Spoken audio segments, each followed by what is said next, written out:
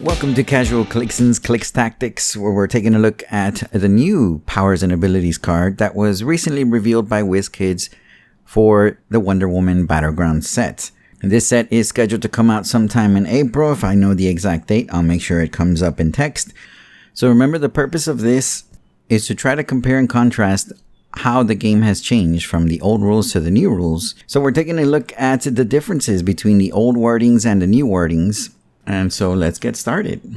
So I've gone ahead and taken a look at the defense and damage power cards, which initially I thought I was only going to cover the defense powers, but we'll also dive into the damage powers as well. Starting with the defense powers, one of the powers that did get changed was combat reflexes. The old wording says can't be knocked back. Modify defense +2 against close attacks. So that part stays the same, because that's all the power says now. Modify defense +2 against close attacks. What did it lose is the can't be knocked back. Now the new powers right here don't say can't be knocked back, so you may want to be careful if you're used to using that close combat character and used to that character not being knocked back because they had either charge or combat reflexes. It's something you may want to look out for now that the rules have changed. The next power we're going to take a look at is Barrier. The old wording says power minimum range value 4. Generate up to 4 blocking markers in clear squares. That's important right there. Within range, each adjacent to at least one other, and at least one marker must be within line of fire. At the beginning of your next turn, even if this is lost, remove them.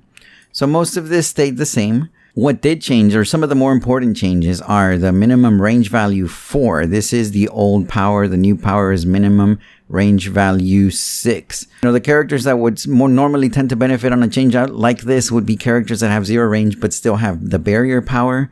That extra 2 range can go a long way.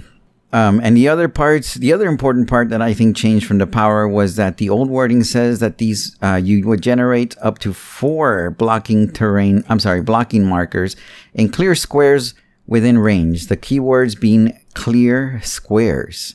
That's no longer the case in this new power.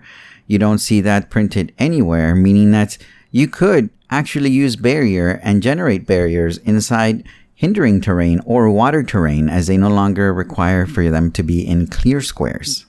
Moving on to the next power that got changed or updated, it's Willpower. Willpower, the old wording was when this character is dealt pushing damage, you may choose to reduce that damage taken to 0.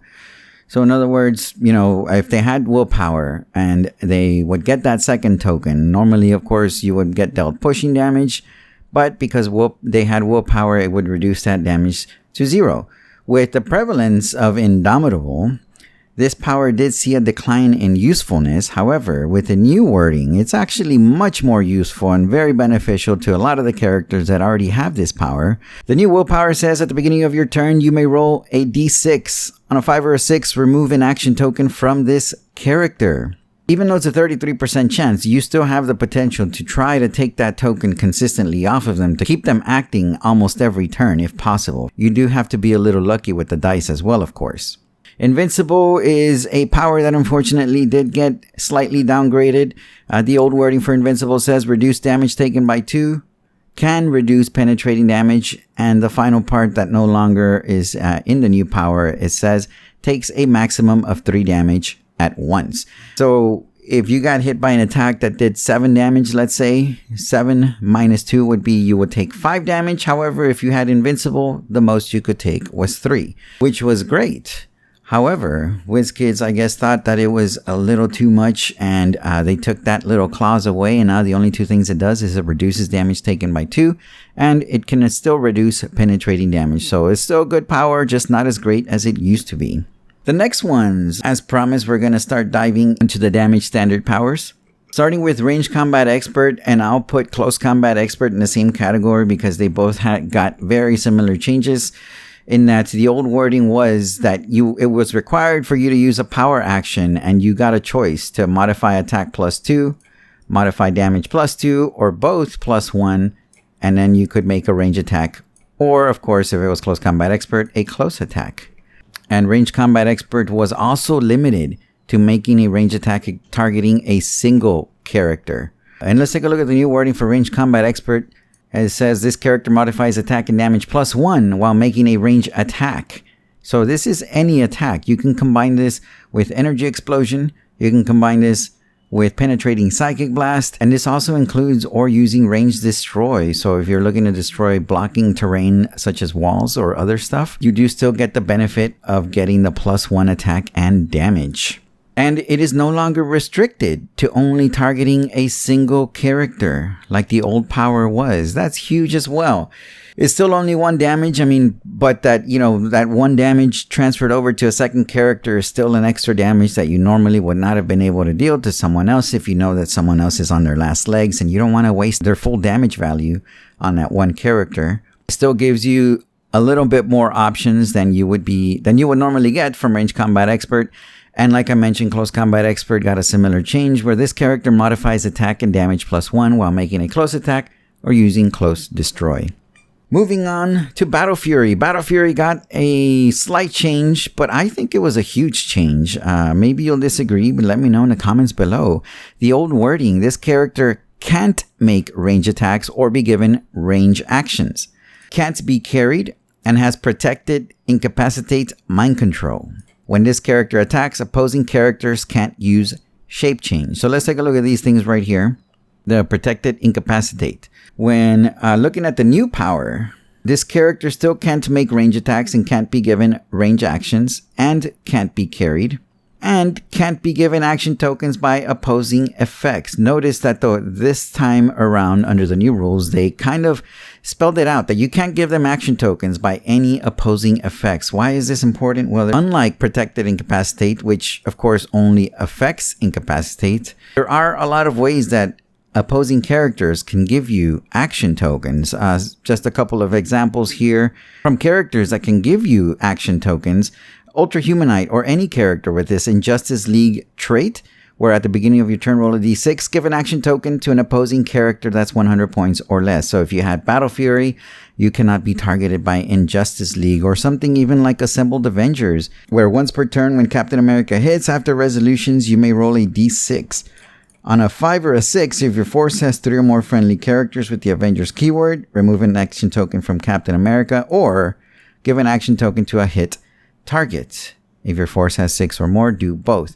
That also makes him immune to that. Instead of saying protected incapacitate, which only affected incapacitate, I think this is a slight yet huge upgrade for Battle Fury. And they did update the wording. Instead of saying protected, they're going to start calling it safeguard, which is a term that we'll cover later. For now, just think of it as the same thing as protected, and we'll cover the differences when we get to that particular ability. Moving on to exploit weakness. The old wording for exploit weakness says close. So you had to give them a close action to be able to activate exploit weakness. And then it lets you make a close attack. Damage dealt by this attack is penetrating. The new wording doesn't say close anymore. So it works with any close attack that you happen to make with your particular figures. And when this character makes an attack, damage is penetrating. So yes, this would combine with things like Close Combat Expert, Super Strength, Flurry, anything that happens to make a close attack. Enhancements works more or less the same. The only difference is under the old wording, it just said adjacent friendly characters modify damage +1 when making a range attack. Whereas the new wording says adjacent friendly characters modify damage +1 while making a range attack or using range destroy. The same thing with Empower, actually. It says the exact same thing, except they added the clause or using close destroy. That means that it does work with characters who are trying to break terrain and may only have 2 damage.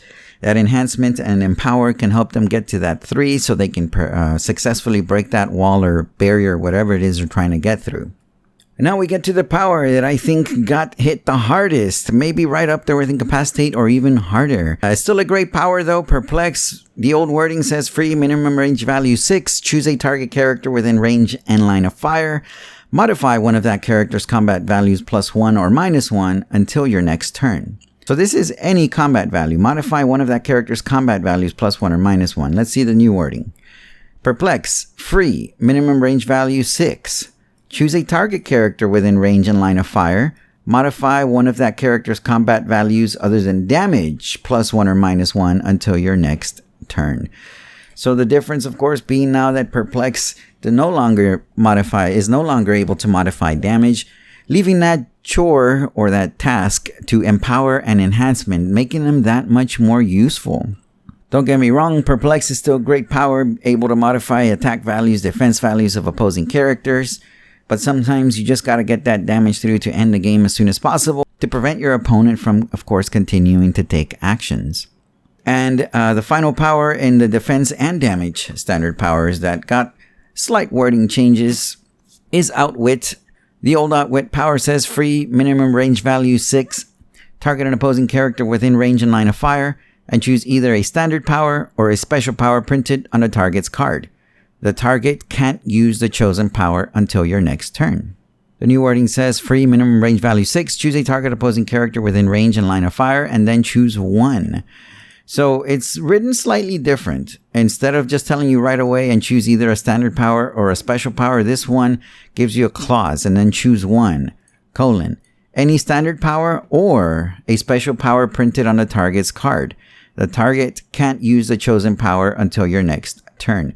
I like that it says any standard power as opposed to either a standard power or a special power printed on the target's card. Why is that slightly different? Because any standard power can also affect something like if you were to later equip a resource or an object or something on that character, and you specifically know that they're going to do that and you call that power out, they're not able to use it. Because, it is a standard power. It does say any standard power, whereas the old wording says a standard power or special power printed on the target's card. So this part no longer cares if it's printed on the card. You can choose any standard power or a special power printed on the target's card. Just a slight tidbit to keep an eye out on that particular change to Outwit, which makes it that much slightly more useful than it already is. I hope you found some of this information useful and you can put it to use in your local games.